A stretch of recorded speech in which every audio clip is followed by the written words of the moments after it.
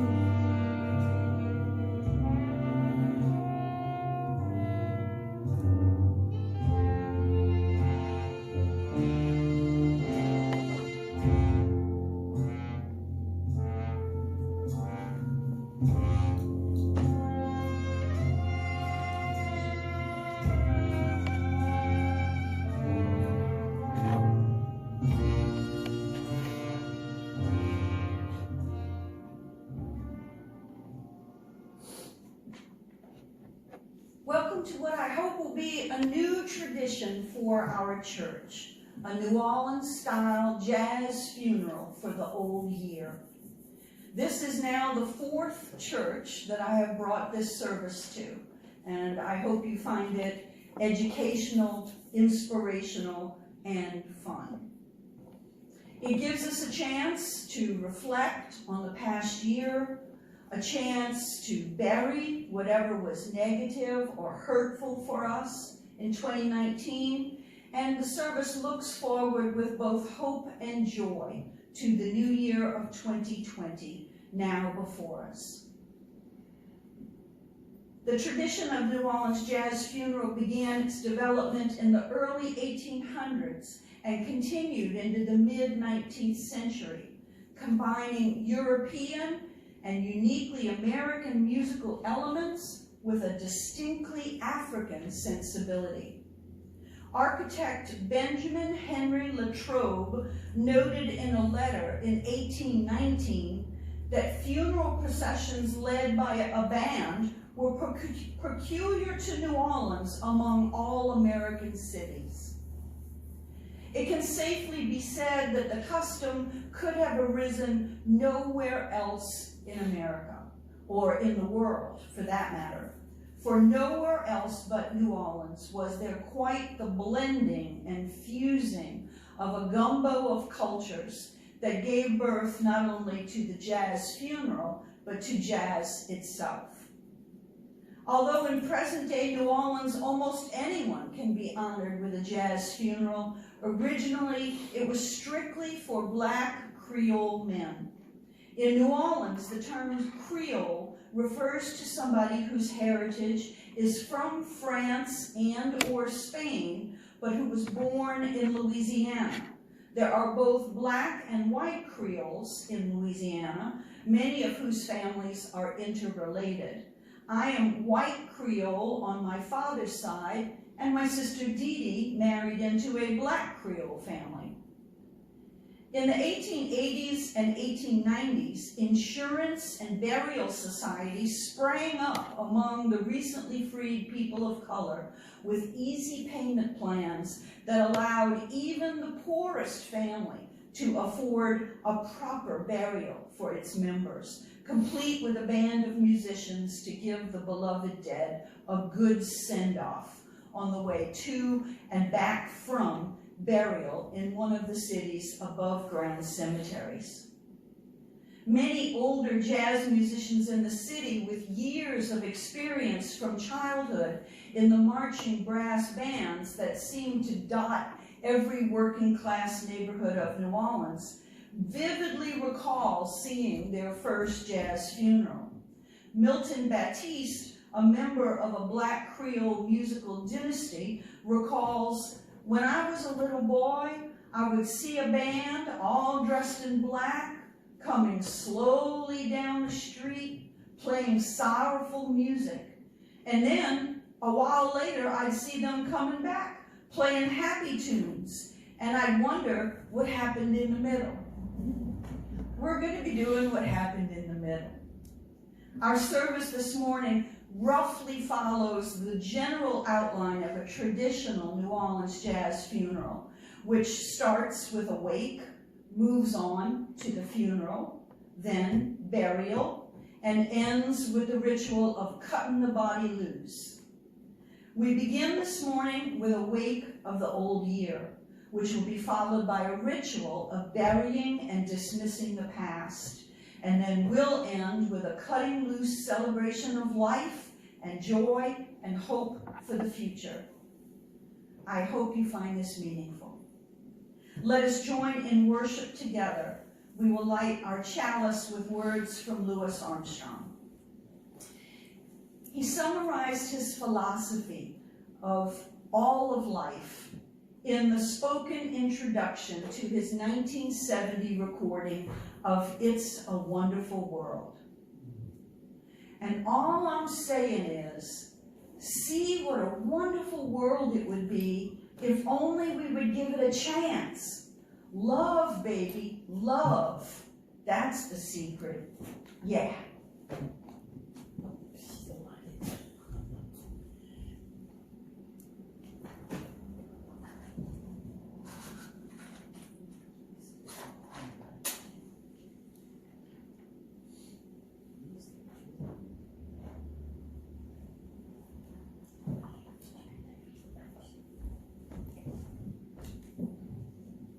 Our opening hymn in your hymnals is number 162. We're going to hear it in the recording. You can sing along with the recording if you want, and you can remain seated unless you feel like standing up to dance.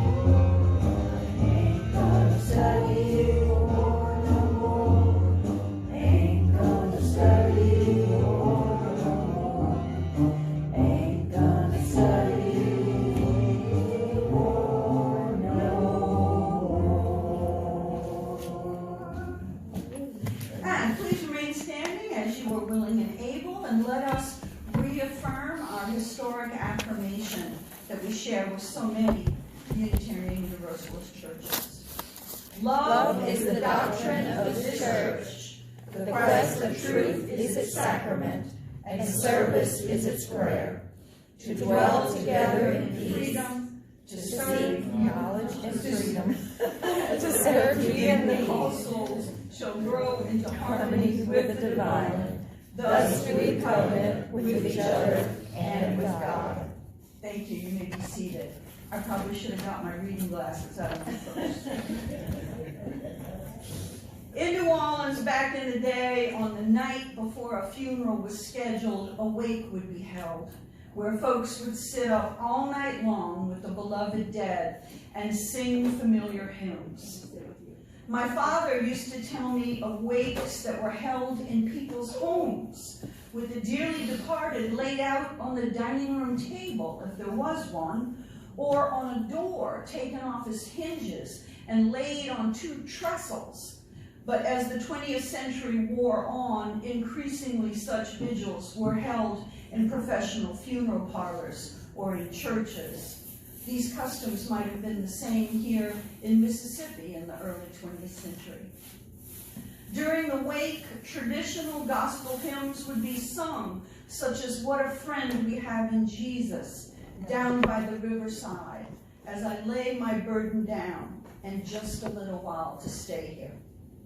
Friends and family would sit up all night long with the coffin, not only singing, but remembering and sharing stories together.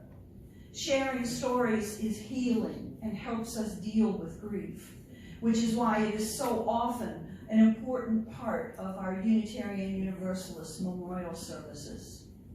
In recalling and sharing stories, the burden of grief and memory is laid down, becoming not solely an individual problem, but something dealt with in community. Keeping pain inside is isolating. Sharing pain is both liberating and healing. And we're going to listen to "As I Lay My Burden Down," and as you listen to it, think about what burden from the past that you wish to lay down.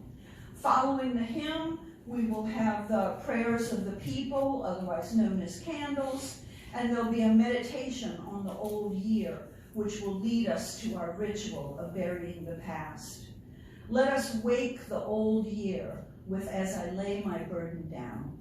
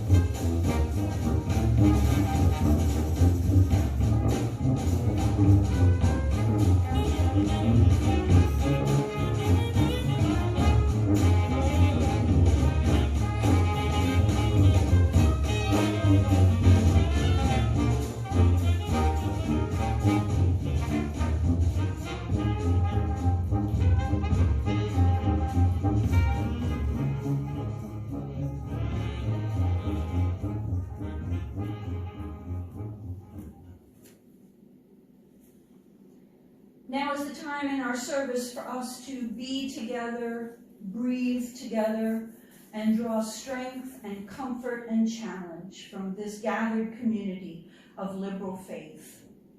We are reminded that in spite of all of life's challenges, we are not alone, but part of a supportive and affirming community where together we can celebrate life's good times, mourn together life's losses, and care for one another in life's most difficult moments. Anyone who wishes to is invited to come forward now and light a candle in silence or briefly share with us what lies on your heart this morning. I'll go first.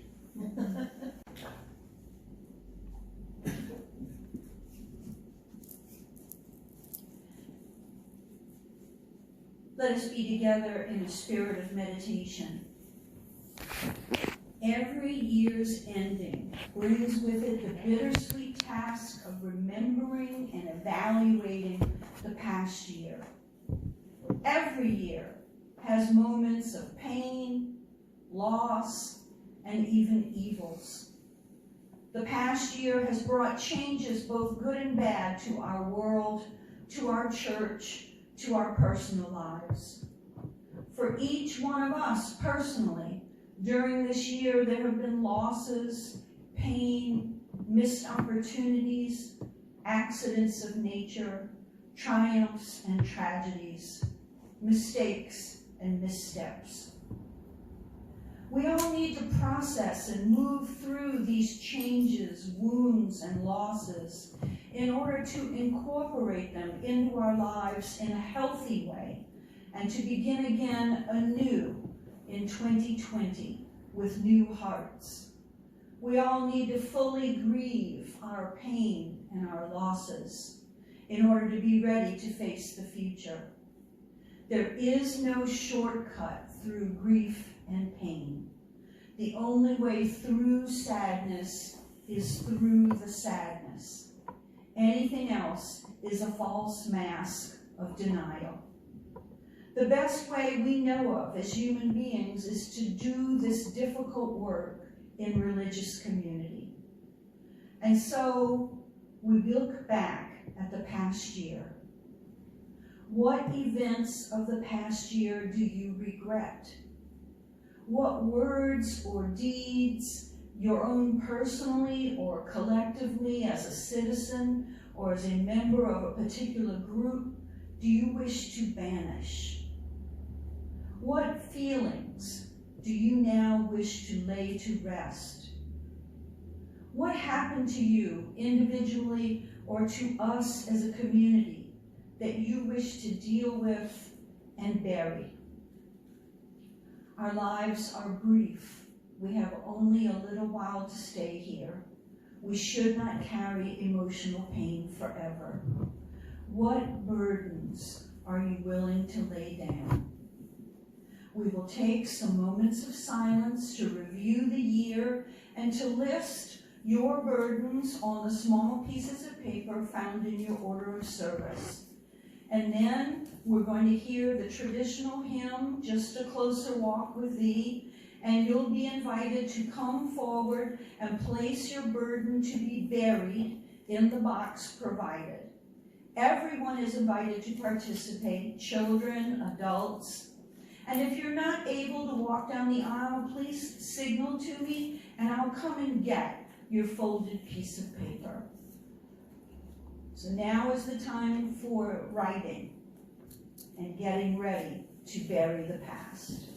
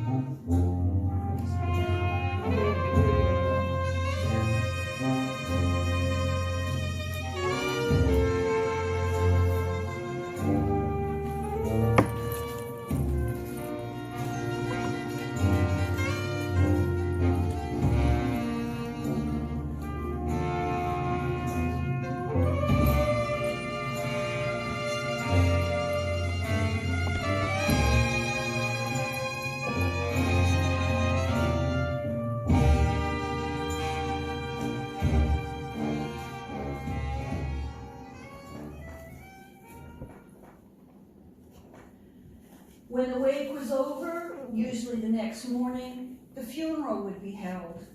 The body would be reverently laid in a coffin, and the coffin would be removed from the home or the funeral parlor and carried slowly with great dignity. In the olden days, the hearse was horse-drawn, the horses plumed with black, their hooves muffled with black cloth, the attendants dressed in dark tail coats and top hats. Nowadays, the hearse is usually a long motor car, and attendants wear plain business suits. But still, even now, a brass band will follow behind in slow lockstep, playing mournful dirges, with the family and friends behind them, all moving slowly and sadly, doing what in New Orleans is called the slow drag. The funeral would follow a traditional pattern. The dead would be eulogized, hymns would be sung, hopes for a reunion in a better world would be expressed. And then after the service in the church, the coffin would be carried through the streets to the neighborhood cemetery for burial, for it was a custom in those days for people to be buried near to where they had lived. The band would gather behind the hearse, and once more the immediate family and friends would follow, grieving and slow, and they would make their way to the burial. Let us imagine that that box is holding what we want to lay to rest, and imagine it as a casket, and imagine after I close it that it's being carried through the streets to a cemetery to be buried.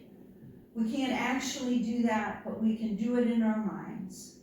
Inside of that box are all the aspects of our individual and communal lives that we have collected, that we now wish to dismiss and leave behind us. So, as the music plays, let us imagine ourselves to be the mourners of the past year. Imagine that we are walking behind the casket, ready to bury the past.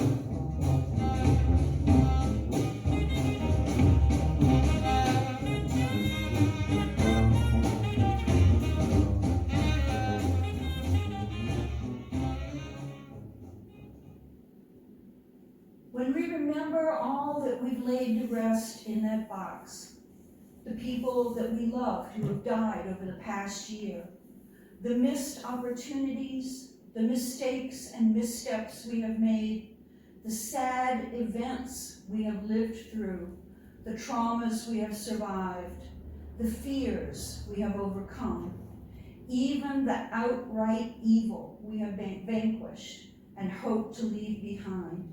We have many feelings.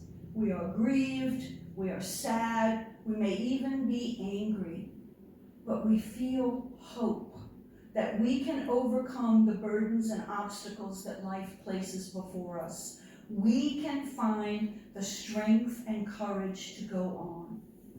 We call to memory the heroes and heroines of this past year and all those who have gone before us, our ancestors, those related to us by blood and those we have chosen for ourselves, whose shining example shows us the way. They shouldered burdens heavier than ours. They faced challenges we can only imagine. They endured hardships beyond what we now know. They prevailed, and they passed to us a legacy of courage and hope, examples of human life well lived. We remember them, and we resolve to honor them by living lives that might serve as a model and inspiration to those who will come after us. We are here because of the love and commitment and gifts of those of the past. So let us now be generous in our gifts today for the life and health and future of this liberal church.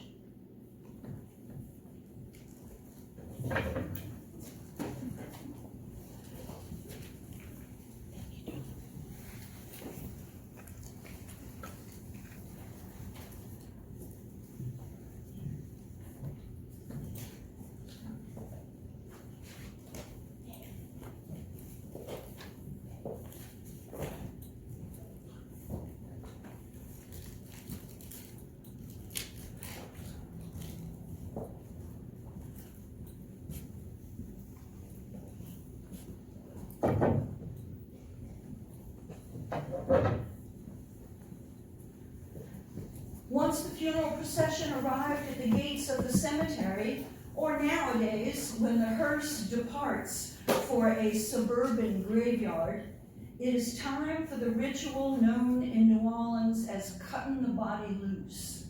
As the coffin is lowered into the grave, or as the hearse departs, the grand marshal of the brass band lifts their baton and gives the signal that the body has been dismissed. And then the band switches tempo. Slow dirges become hot swinging dance numbers. What was slow and sad becomes happy and bright. The second line of mourners and well-wishers who up to this point have been marching in the slow drag break out into clapping and dancing and singing along. And as they leave, the band plays such songs as Feel So Good, Be Glad When You're Dead, You Rascal You, Jimmy Ramble, and of course, the Saints. The gaiety and celebration is not a lack of respect for the dead or a denial of grief and pain. In African culture's acceptance of the fullness of what life is, that life is full of sorrow and joy, pain and pleasure, there is an implicit acknowledgement that both are necessary, two parts of one whole. The dead are dead, and however much we grieve them, we cannot bring them back.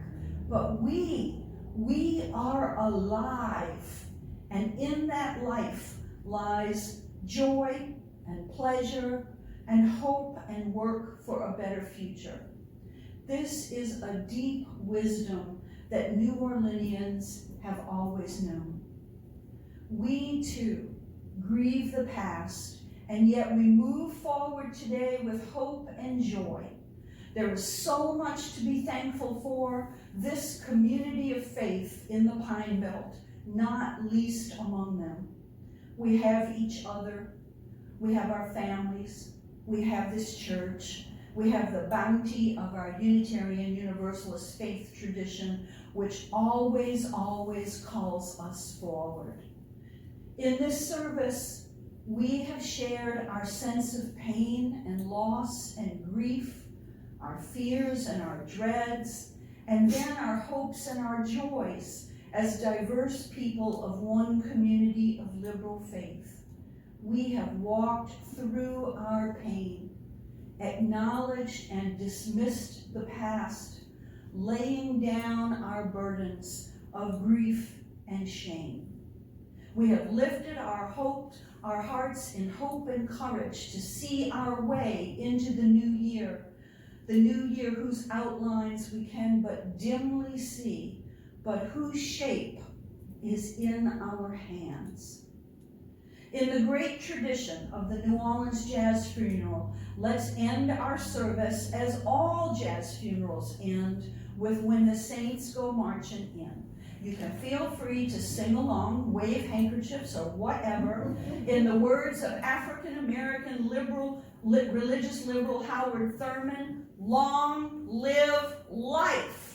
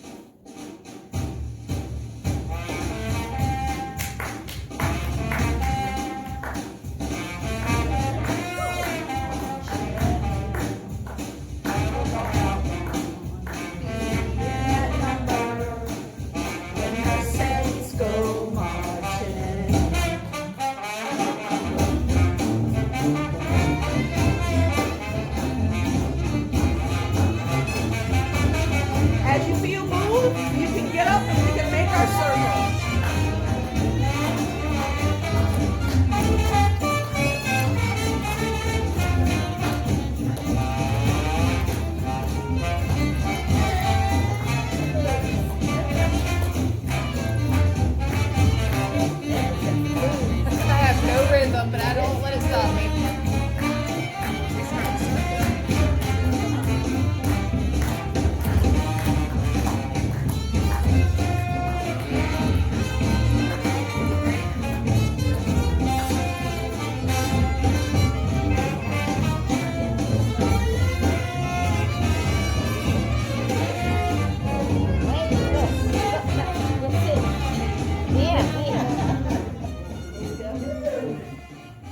Wow, what a service. Now we're perfectly positioned. Well, yes. Make a hole for Robin. Here he comes. Go now in peace. Go now in peace. May the love of God surround you everywhere, everywhere you may.